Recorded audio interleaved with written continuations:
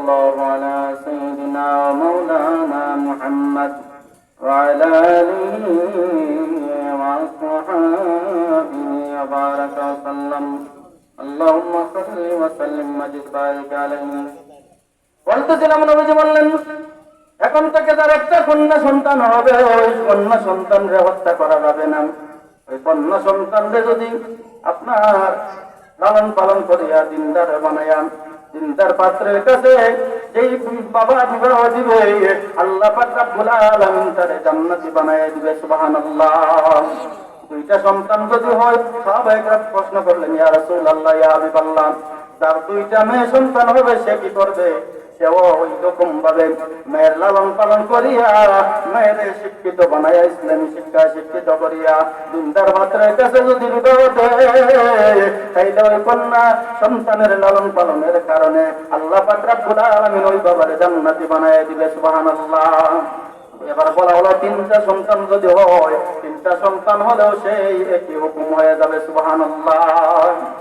আল্লাহর পয়গম্বর মুসা আলাইহিস সালাতু ওয়াস সালাম একদিন আল্লাহকে আপনার জিজ্ঞাসা করলেন, ও রব্বুল আলামিন, তুমি কোন কোন কাজ করলে বেশি খুশি হও? কোন বেশি যখন খুশি হও তখন তুমি কোন কাজ করো, তুমি কি করো?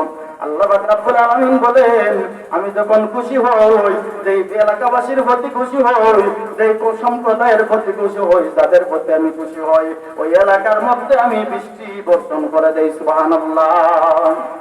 মুসা পয়গম্বর বলেন, রব্বুল আলামিন, এরপরে খুশি হলে কি করেন?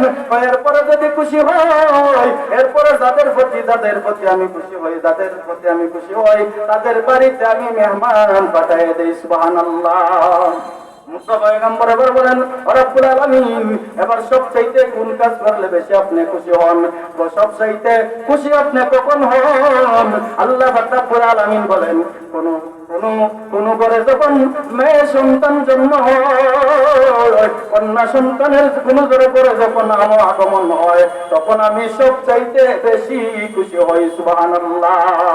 কারণ মেয়ে সন্তান জন্মগ্রহণ করলে আল্লাহ বেশি খুশি হয়, তাইলে মেয়ে সন্তান জন্মগ্রহণ করলে রহমত অনবরত নাযিল হয়। সুবহানাল্লাহ। এই মেয়েদেরকে সম্মান বাড়িয়ে দিলেন আমার আপনার নবী রাহমাতাল লিল আলামিন। এই মা বোনেরা এখনো যদি পর্দা করে চলে, এখনো যদি স্বামীর কথা মেনে চলে, এখনো যদি পাঁচ ওয়াক্ত নামাজ পড়ে চলে, স্বামীর কথা মতো যদি চলে, এই মেয়েরা জান্নাতে যাওয়া অতি সহজ হয়ে যায়। এই সময় আর বেশি নাই, সামনে আর অগ্রসর হতে পারলাম না। সংক্ষিপ্ত সময়ে যতটুকু বললাম, আল্লাহ পাক রব্বুল আলামিন আমাদেরকে সেই কথাগুলো আমল করার, বিশেষ করে মা বোনদেরকে এই কথাগুলো মেনে চলার, আমল করার তৌফিক দান করুন। কারণ পর্দা এমন একটা জিনিস, পর্দা কইরা উম্মে জামিলা, যিনি কাপুরিয়ার স্ত্রী ছিলেন, যিনি জঙ্গলে বসবাস করতেন, কিন্তু নবীজি একদিন বললেন, ও ফাতেমা, তুমি জান্নাতি নেত্রীদের সরদারিনী, তুমি জান্নাতি মহিলাদের সরদারিনী, কিন্তু তোমার আগেও একজন মহিলা জান্নাতে চলে যাবে। সুবহানাল্লাহ। এবার ফাতেমা রাদিয়াল্লাহু তাআলা আনহা গেলেন, আমি জান্নাতের নেত্রী। নেতার একটা পরিচয় আছে, নেত্রীর একটা পরিচয় আছে। নেতা নেত্রী যেই জায়গায় যায় সে সবার আগে অবস্থান করে, সবার আগে থাকে।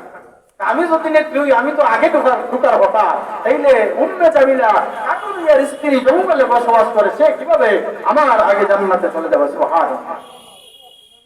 এবার ওই কথা বলার পর পরের দিন ফাতেমা রাদিয়াল্লাহু তাআলা আনহা উম্মে জামিলাকে দেখার জন্য চলে গেলেন।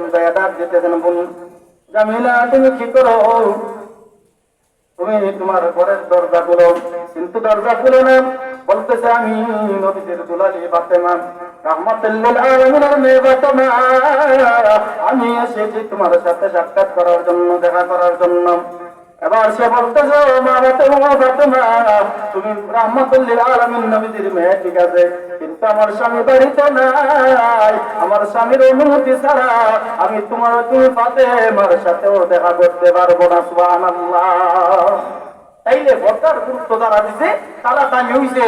এই উম্মে জামিলা আপনার পর্দার গুরুত্ব দিয়া স্বামীরে মূল্যায়ন দিয়া, যে স্বামীর কথা ছাড়া, স্বামীর অনুমতি ছাড়া তুমি জান্নাতি নারীদের সরদারিনী, আর মহিলা দেখলে তো কোনো গুনাহ হয় না, এরপরেও আমার স্বামী স্বামীর হুকুম ছাড়া, আমার স্বামীর অনুমতি ছাড়া আমি তোমার সাথেও দেখা করতে পারবো না। সুবহানাল্লাহ।